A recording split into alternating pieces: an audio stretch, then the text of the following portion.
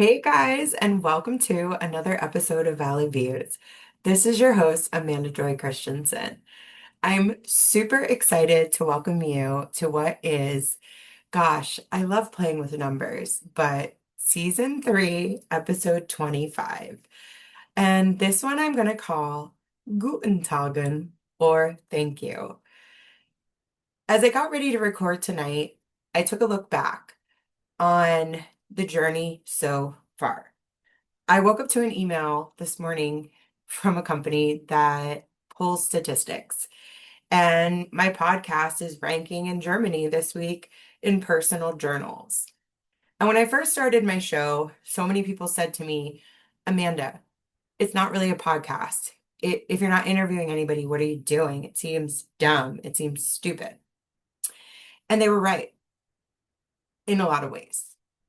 But the reality is, in storytelling, especially when you want to have true testimonies, a lot of times people want their stories to be heard and amplified, but they don't always have, what's the word, confidence or a mental and emotional capability to put two and two together in order to process how to get it out in a way where people will understand. And as I got ready tonight to write this episode, I have a backlog of interviews I could have shared about anyone. But the truth is, I want to share a little bit more about me, Amanda Joy, the girl behind the show. Now I'm going to call it a show because that's what it is. It's 15 to 20 minutes of pure entertainment of ideas from my mind that I bring to life to you, no matter where you are in the world. And when I started Valley Views, I had 0 followers, 0 listeners, and just some crazy dream that God put into my head. Much like great entrepreneurs of my time, their ideas were just crazy too. On the 1st of July, I got to stand inside of a moment with some of the most top-notch industry entrepreneurs that bring to life the station's brand. And let's keep that in a very candid way, because although I had the opportunity to be there, it was a completely unexpected invite, but it allowed me to stand side by side local leaders who have invested generational wealth, jobs, economic security, as well as just charity back into the Southern Nevada area for 50 years. And when I left Vegas in 2020, I was on the cusp of my former job celebrating a similar milestone. And I just remember thinking, Vegas never preserves history. People get bored after 20 years or 15 minutes of some of these top leading hotels. So, what is it that makes stations so special? It's literally the people, it's the dedication of service, but it's also the identity of the brand that to be a great local in Las Vegas, you can also be an entrepreneur. You can also be a civic leader. You can also be a funny bunny t-shirt maker who started with stations just booking some bands. But what I'm saying is, this is the one city where you can literally start from the bottom and become someone overnight just by being in the right place at the right time. And so many people will stop and say to me, well, Amanda, tell me what I can do to be like you. Tell me how I can get there. And all I can say is time. It took time. It took years. It took solving problems I never wanted to solve. But through the pressure and through the grind and through the sleepless nights, whether it was for fun or for work or for personal now with my kids, There's always been eye-opening moments where God has given me a plan. I've always been someone to journal. And through my own healing process, journaling has become a habit nearly daily, if not weekly, on just trying to get out positive thoughts over negative ones. So, what I'm saying is, the majority of great creators are often misunderstood until they find themselves standing in a room with people who see the vision that they're just trying to articulate through a sound. When Station started, it was something built for the locals. It was family owned, family operated. But outside of that, it also brought to life a industry of innovative leaders in entertainment, architecture, construction, community, and just overall advocacy in a way where standing inside that party to see the people that were there, but also to be included as a local who sees hospitality through the generations. I didn't take jobs in the city for the paycheck. I mean, everyone needs to get paid, but you've learned a lot if you've listened to my 80 plus episodes that I'm someone that truly believes in the heart of service. There's been so many moments in my career where service came before my own personal pleasure or moral compass. And the irony about the whole thing is, it was when everyone around me placed their own judgments about their lack of moral compass on me that finally broke free. That so many times that I wanted to be a version of myself without just judgment, I realized it could exist, but only if I eliminated everyone around me. It sounds weird to say, but I never would have been standing in that moment, preserving that historical legacy with 50 years of locals and the next generation of influencers and icons and hospitality leaders that have yet to be born.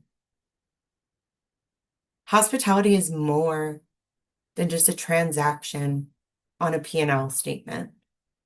And I think that that is really the lackluster. So I want to say thank you to all of the people who have listened to Valley Views, because when I started my show too, the intention was for people to see Las Vegas beyond the Sin City side of it, to give people an idea of what it was like to really raise a family here, to give you the raw, nitty-gritty, authentically horrible side of Las Vegas so you can make your own judgment. I don't think people realize how hard it is actually to live here. And someone actually told me last week, you have to have a steel, what did he say? A steel rod in your back or a coat of arms to live in this town because people will stab you at every corner. And I laugh because at what point is he not wrong? But the other thing about what has to change in our community, and it's beyond where I work, because the truth is hospitality as a whole and the pride that people once had in this city is gone. We're not showcasing the most dynamic entertainment. I mean, we are, but at what cost? What small businesses have gone under, and what areas have been completely abandoned due to mismanagement because large events that flock and cater to multi-billionaires are more important, and people will be displaced now with permanent jobs because their business is gone because of road construction, because of a race. I don't mean to get political either, but a lot of hospitality is that. There were two rules I learned. Day one at UNLV. Hospitality is 100% influenced by what happens in politics. And what's going on in politics, including in economic and war times, directly impacts travel and tourism. So I want to say thank you because when I started my show, Valley Views, 0 people listened to my show. No one cared, and plenty of people laughed in my face. But 48 different countries around the world, including in Germany, where I ranked 62 this week in personal journey journals, have streamed one episode or more of content that I'm writing from my heart here in Las Vegas. I've lost celebrity friends. People that were in the book with me said, "You're not rich enough," or "You're this and that." I never wanted to be a celebrity. I wanted to be a real respected hospitality leader. And despite the fact that hundreds of people in this town have undermined me, insulted me, belittled me, called me names that only, you call an a-hole, but the other side, I'm still standing. And even though I've had my public meltdowns and I've posted things to out people for their horrible, horrible, horrible character depictions that they're just projecting onto me, I know that you all still listen. And I hope that your hearts have changed. And to the number one person who sold me out, I still pray for you, ironically enough. That's the one thing you should always do. Pray for your enemies. Pray for the people who have wronged you. And pray that they have a change of heart. And pray that they have an epiphany that treating people like dirt will only get kicked back in your face. And titles literally mean nothing when you treat people poorly. Over the last few months, I've gone to therapy. I've unloaded all of these insane things that have happened to me that I've survived to and lived through in such a short amount of time. And even my therapist looks at what I've done and he's like, no one else could have done that, Amanda. And it's funny because the group of people that I have around me now are people who believed in my potential. They looked me up, they checked me out, they made sure that I was who I said I was. And the truth is, my stories with plenty of my real friends started decades ago in this town when I just was a front desk agent learning the ropes at the Westin Las Vegas. I never moved here to be vindictive. I never moved here to sleep with someone to get ahead. I never moved here to sell my soul, to lose myself. I moved to Las Vegas to become a really well-known hospitality professional that's educating the next industry leaders. And every accolade that I have received publicly and privately, I know I'm doing that. There's no other woman besides Elaine Wynn that transcended time in the city, who stood up against things that now the same things I would stand up against, they're frowned upon. But because of who she was and the money she had behind her, people took her seriously. It's amazing how serious people take me now because I read that even someone can start as a janitor in this city, an immigrant, and they can work their way up through the ranks and become an executive or vice president or an entrepreneur or owner of their own company. So why should my story be any different? It's not. But because I didn't look a certain way, or because I looked a certain way, I've always just been put in a box or a category that people misunderstood.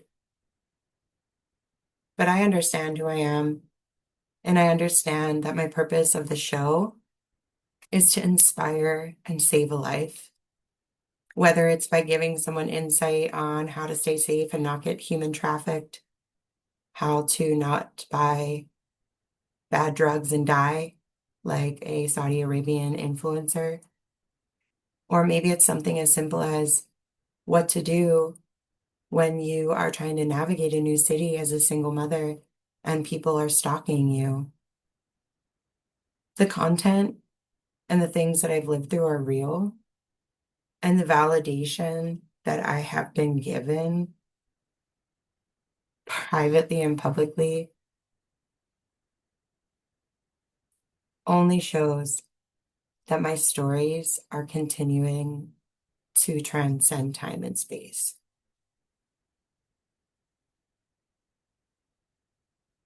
The lessons of the past are relevant to the future because just like in our country, where we let leaders do the same thing over again and then call it a new breaking news story, even though it's psychological manipulation and warfare, if our country doesn't stop going to war, tourism will die forever. Global tourism was taken down once in 2020 and no one could travel. It will happen again. And when it does, the restrictions, it won't be this easy again. Valley Views is a viewpoint. 48 different countries have listened to what I write about from the heart of the city. And honey, I'm just getting started. What has to be uncovered here, it's not that old. Other cities that have been around for hundreds of years or have been burnt to the ground like Lahaina was 3 years ago, and civilizations and people's culture and history are just erased before your eyes. That's what I'm doing here too. I'm preserving moments in time that could burn down tomorrow and people could try to just erase that piece of the past. It's what people do in Vegas. But a milestone of 50 years, generational investments in people. Hospitality is service, but it's also experience. It's energy transfer. It's accepting someone else's energy. And I just think that the energy of Las Vegas has really missed the mark lately. And just trying to keep a small, narrow group of people happy, but compromise what the middle class American once could afford, or middle class international traveler once could afford.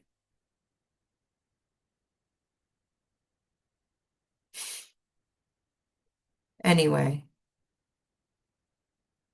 as I get ready to wrap this episode, many of you know by now, I obviously did not go to compete at the Petite USA, um, whatever, pageant.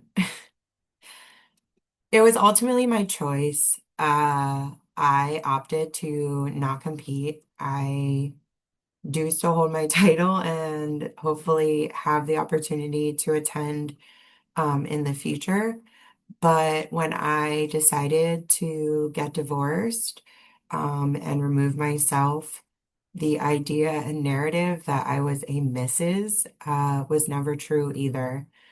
I was married to someone under a very false pretense, and now that chapter of my life is over too.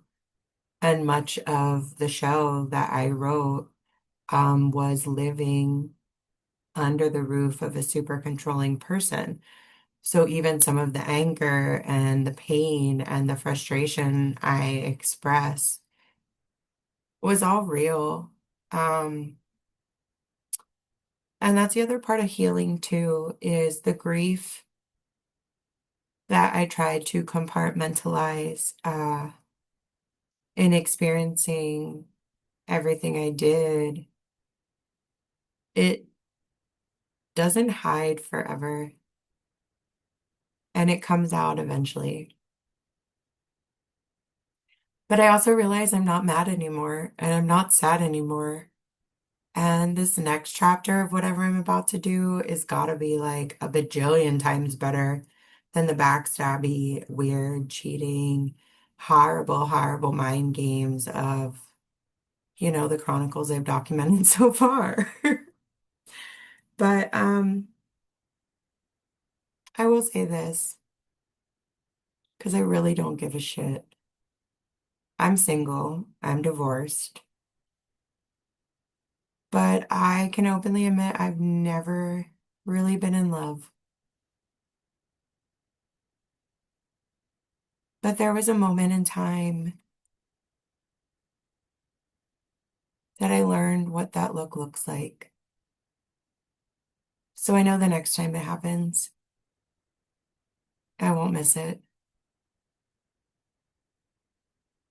because those moments really only come once in a lifetime. And by the way, if you still listen to my show, I still think the same exact thing that I telepathically thought to you that day. That opinion hasn't changed. It's just a shame that there's men in this world who are raised to believe something about the world and never actually given a chance to be the person they want to be. And just in case anyone wants to know what I'm talking about, he knows. He knows.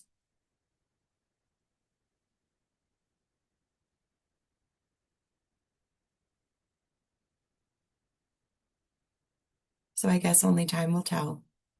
And if not, there's a better option out there.